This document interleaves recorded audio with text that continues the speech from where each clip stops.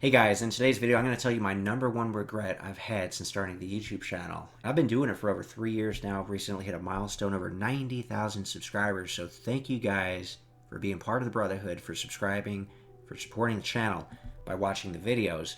But the reason why I'm going to share this with you is because I think you can apply it to your own life, right? This is my number one regret.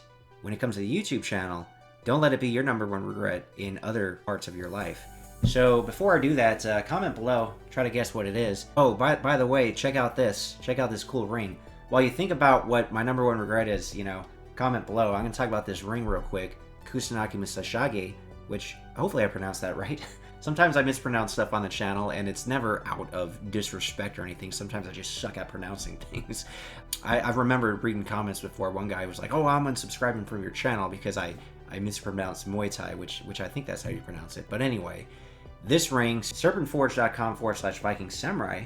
Click my link in the description below, help a brother out. I'll get 5% commission if I sell any of these. And it's a quality product, man. This is sterling silver. This isn't some tacky, like $50 ring. These pieces of jewelry are usually a few $100s. Check out their Instagram, serpentforge. Really quality product. The reason why I chose this one, by the way, samurai of loyalty, right? That's a great trait. That's how I live my life. People that know me know I'm a loyal guy. Some of the great traits, if you're a martial artist, honor, respect, loyalty, all kinds of things you could apply to your own life to make yourself a better person. Because martial arts is it's a lot more than just learning self-defense or being able to beat somebody up or that kind of stuff, right? It's really about becoming a better person. That's what a true martial artist is, in my opinion. Karate. It's the lifetime pursuit of balance and harmony. But with punching and kicking. But anyway, check out their other pieces. Like I said, really high quality products. And then click the link in the description below, serpentforge.com/Viking Samurai. So anyway, hopefully you guys commented on what you think my number one regret is since starting the channel. And I've been doing the channel for over 3 years. And I've been putting out a lot of videos. But consistency is key. That is something I kept up with. But my number one regret basically is that I didn't start sooner. Because I look at a lot of channels and there's one thing I noticed. Usually, and obviously it makes sense, the ones with the really big audience, they've just started sooner. 2008, 2011. I mean, I started putting out videos in September of 2019. I wish I started sooner because I was into this niche, talking about all this stuff.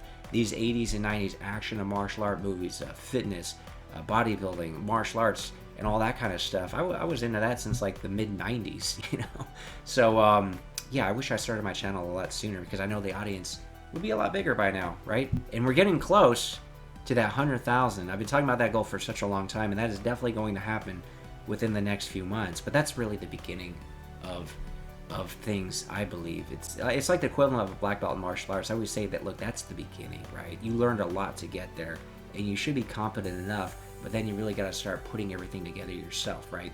So, yeah, the biggest regret is that I didn't start sooner. I mean, I should be at 200,000-300,000 by now. And some channels, by the way, they blow up like crazy. On average, it takes about 2 years just for a channel to get monetized, meaning you get 1,000 subs, 4,000 hours of watch time in 2 years. I've seen channels get 100,000 subs in a year, though, right? Which is really cool. So you just never know with these things, man. I mean, obviously, this is kind of a niche thing. I know there are like fitness channels that are really big. There's bodybuilding channels that are really big. There are movie channels really big. I mean, because I do a lot of stuff specifically in the 80s and 90s action martial arts film, I know there's an audience. I know there's millions of fans out there for this stuff, and I believe they would like a lot of the content I put out and the future content I'm going to continue to put out. So I know this channel has potential. Like, even though it's, people say, oh, you got such a niche thing. Like, I know this channel could do like 1 million subs because there's millions of fans out there who watch Jean-Claude Van Damme and Sylvester Stallone movies, and I break down and talk about these, or I'll just talk about, like, I'll cover different martial arts masters, for example, or sometimes fitness related things that have nothing to do with movies. But I think it's broad enough in general, and I'll talk more about YouTube and some of my future plans in a moment. But let me give you 2 examples of preparation from my own life, because again, nothing's black and white, man. Sometimes you need to prepare more before you do something, and then sometimes you over prepare and you should have just jumped in sooner. But the point of starting sooner is at least start that preparation or whatever activity right away. Because I'll have people saying, well, right now it's New Year's, so there's a lot more people in the gym, but hypothetically, let's say it's July, and people say, oh, I want to get in shape, I want to eat better. It's like, Okay, go to the gym, start eating better now. Like, what are you waiting for, man? Or people will ask me, oh, I want to start martial arts. Is it too late? I'm like 50 years old. It's like, no, it's not too late. First of all, decide what you want to get out of it. Is it self-defense? Is it just to get in better shape? Is it for self-improvement? And then you got to decide, like, okay, if it's strictly self-defense, maybe Krav Maga makes the most sense. If it's more to get in better shape, maybe cardio kickboxing makes sense. If it's more like self-improvement, maybe a belt system. And obviously, there's going to be crossover between the benefits. If you're doing cardio kickboxing all the time, obviously, you're not going to win, like, a UFC match or something. But you should be a little bit better because you're in better shape and you got better, cleaner strikes over time. You should fare better in a self-defense situation, right? But if that's strictly what you want to do, is like, look, I just want to be able to protect myself when I'm walking home late at night, I would say Krav Maga, right? Because you're not going to learn a lot of these different principles and get the right attitude, in my opinion, and build the awareness and more of the illegal strikes and other stuff that you would get in Krav Maga if you were doing cardio kickboxing, for example. So decide what you want to get out of martial arts most, and then you could decide which class, dojo, gym to sign up to, and then watch a class, and then just sign up. Start now, right? And be consistent. As far as like preparation in general, two funny examples from my own life. One of not being prepared enough, but literally jumping in the deep end, literally, and almost killing myself, was when I went to Mexico years ago with my wife on vacation, and basically we went scuba diving, right? 30 feet underwater. And this wasn't the cool scuba dive gear you have nowadays where you have the whole mask covering your face, your nose, and your mouth, and you could just breathe and you don't got to worry about anything, right? This was more that you have that tube you got to put in your mouth, and if it falls out, well, you're either going to drown or you got to catch it and put it back in when you're 30 feet underwater and you're not panicking because you could literally drown. So we had 30 minutes to prepare in a hotel swimming pool. 30 minutes, and by the end of that 30 minutes, I had no confidence in my wife. She almost drowned in 5 feet of water, to be honest. And me, I was not comfortable. So I think in America, you have to literally train for a week and prepare before you're allowed to go underwater. But anyway, long story short, we had our 30 minutes of training. and then we went out in the boat and then out in the ocean.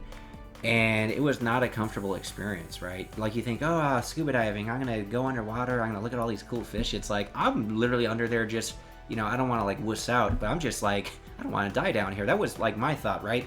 Not enjoying the scenery so much. So they do have that cord you could pull that will blow this airbag on your back and shoot you back up to the surface, which my wife basically ejected, and she didn't really scuba dive that long, but thank goodness she didn't drown. But I'm down there, and I think some of the martial arts training had helped me because I am literally just trying to calm myself meditatively, right? And stay under there. So this was a test for myself. Like I said, I didn't really enjoy and get much out of looking at fish or anything. This was more like a preparation of, let me see if I could compose myself down here while in the process of not dying, right? So anyway, that was an accomplishment. But that's an example of sometimes before literally jumping in the deep end, you do need to prepare a little bit more. My other example of, I'd say, over preparing was when I took this Series 10 exam. So some people will ask, hey, what are you into? Do you do YouTube for a living? Which I wish, and I'm going to get more into that in a moment. But basically, I'm in the financial industry. I had my Series 7, 9, 10. If you guys don't know what that is, look it up. But the Series 10 is a beast. And nobody passes that exam, or at least very few people, the first time. Even when I was talking to the proctor, right? Because you got to take it at a proctor center, so they make sure there's no cheating or anything. It's one of those really serious tests. They're like, look, nobody passes this thing the first time. So in general, you want to study for it enough. You want to take the test. And then you want to, study more for probably a few months, and then take the test again. And then, a lot of people, I don't even know if a lot of people pass a second time, to be honest, dude. But anyway, I studied my ass off for this thing, probably overstudied, which I have all these sheets, these highlights. I mean, that's a difficult test. But long story short, I did pass the first time, but I probably would have got that license sooner had I just studied enough, went in, get an idea of the test. Okay, let me go back to the book for a couple weeks, maybe a couple months, and then come back and then, you know, probably would have got it easier or even sooner. But I was so damn committed, man, when I was studying for that, because I was like, I am never going to take this again. I'm going to pass it the first time, which I did. But that's a case of basically over preparing. I probably, you know, could have saved myself a lot of time studying had I just did it look, I'm not going to pass it the first time, whatever.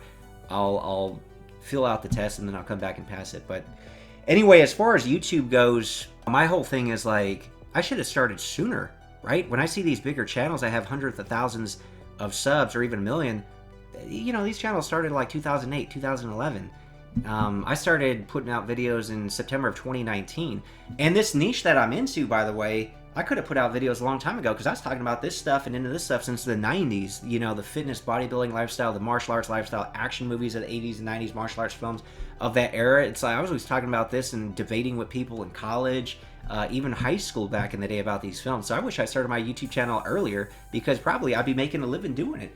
But that's another thing too. I don't think I was... I think I would, I consider, I'll give myself like a C on a report card, right? Where I think, look, I did okay on YouTube. I didn't monetize as best I could, right? Like the ad revenue is just not there. And a lot of YouTubers will make their money through bigger sponsorships or through like a Patreon or something. And that's something I'm actually going to start because if you break the math down, they say you could usually convert about a quarter to half of 1%.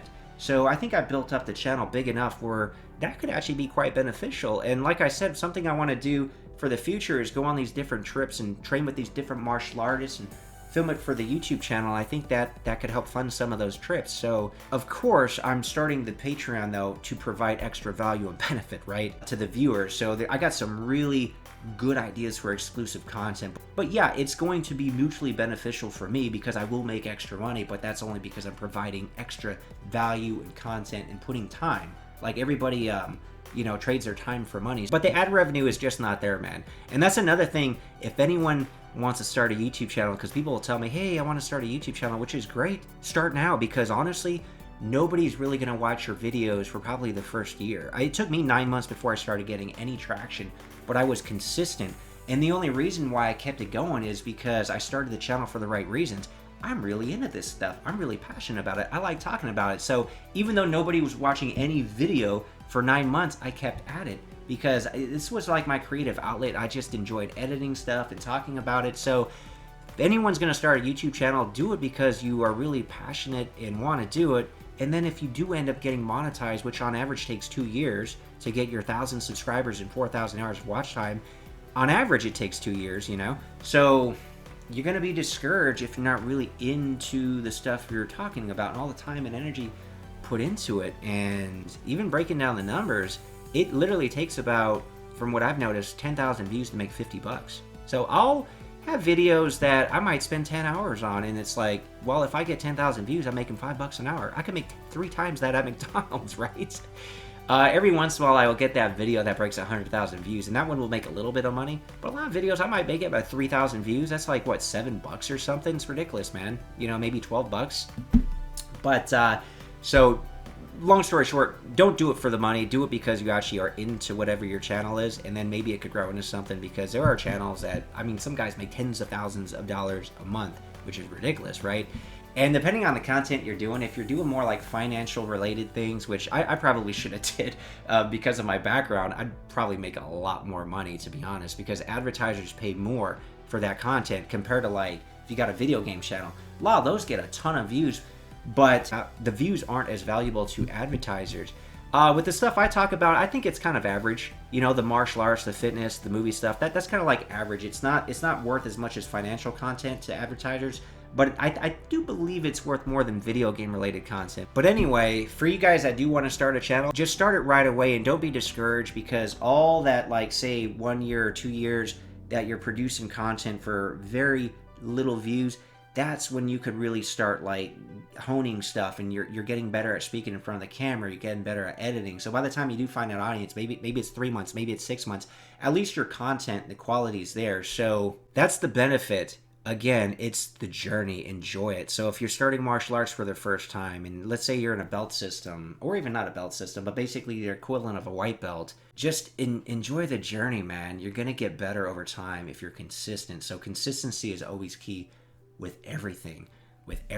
But basically the main message is to start sooner. Start right away, either your preparation or if it's something you don't necessarily have to prepare for. Look, you could join a martial arts class today. You could join the gym today. You could start eating clean today. You could start a YouTube channel today. Now, if you want to start, say, like a bigger business, well, start your plan today. Map it out, blueprint it out, right? And then maybe you could open it in 6 months or even a year. Maybe you got to save up money. So just start whatever you guys want to do now, because we don't know how much time we have. Like, it's all very limited, right? But going back to YouTube, like, the real big benefit for me is really like the networking I'm able to do, which is leading to things outside of the channel that I can incorporate in the channel, and that's going to be very exciting to cover in the future. And then, you know, just the community, like the brotherhood, a lot of like-minded individuals into this same stuff. And I'm just going to keep trying to do better videos, but I am going to look for the bigger sponsors, because I know a lot of the smaller channels, smaller than mine, I consider mine a pretty small channel, but even bigger than mine, smaller than mine, or whatever, the same, you know, they do rely on sponsorships to actually try to make a little bit of money, and also Patreon memberships, and I'm going to provide some really cool exclusive content. And if you break the numbers down, they say you can convert like between 1/4 to 1/2 of 1%. So you get 1,000 subs, maybe you get 2.5 to 5 patrons. 10,000, that's 25 to 50. I mean, I'm near at 100,000. That's 250 to 500. So I'd be stupid not to try to take advantage of that. But again, with me, everything's got to be mutually beneficial. So of course, I'm going to provide some cool, really great exclusive content. And in return, you know, I'll make some extra money, probably quite a bit more than the ad revenue. Yeah, that's the plan going forward, man. Like, even though I say, and I believe you shouldn't really get into YouTube in order to make money, because you probably get discouraged. But if your motivation is different, because you like talking about what you're talking about and covering, that's great. And I do believe you could end up getting monetized and making money as a result. But since I am at that point where the subscriber count's kind of getting there, and you know, the channel does technically make money from ad revenue, I should treat it more like a business and be smarter about it. Everybody trades their time for money at the end of the day. I mean, that's the basic way to make money. Obviously, if you really want to make money, it's through different investments and different ventures that you get involved in, where you're literally getting paid without actually working. It's like you've created something and it could continue to make money later, or it's an investment that you're not even doing anything and it's making you money later. So that's how people really get ahead. And YouTube's one of those ways where you can make a video and people watch it 2 years later, right? But there is a reason why people with really big channels continue to put out content, sometimes multiple videos a day, because a lot of those older videos, they just don't get viewed that much, man, at the end of the day. But, you know, you got to keep putting out content. And it could get exhausting. But my big goal this year, I have a couple different goals, but one of my bigger goals this year is basically just to make a living as the Viking Samurai content creator, right? Through a combination of like the ad revenue, the Patreon memberships, and then hopefully some bigger sponsors. So one last thing I'll say about consistency, because I do study different channels and different videos, and one in particular was quite interesting. It's about a video that's 5 years old, and they had like 7 creators on there. And they were all talking about, you know, starting their Patreon memberships and all that other stuff to help kind of support their efforts and everything they're doing. And it was a pretty diverse mix of content, but I did notice it was quite interesting. So 2 of those 7 who actually stuck with it actually ended up, one of them had over 200,000 subs, one of them had over 300,000. So they've been consistent, because I looked in their video history and they continued to build the community. Now, a couple of them, I noticed their sub count didn't go anywhere, and it was quite interesting because one of those channels I noticed is actually still putting out content, but they're still not getting any views for whatever reason. And then another one, you'll see that, well, they haven't posted anything for 5 years, so the channel's still up, but they have not been consistent, which of course is why the views never grew. And then there's a couple of those channels that they just quit altogether for whatever reason, man. Like, YouTube's not for everybody. But basically the channel doesn't even exist anymore. But the takeaway is the people that were consistent really grew, aside from that one case.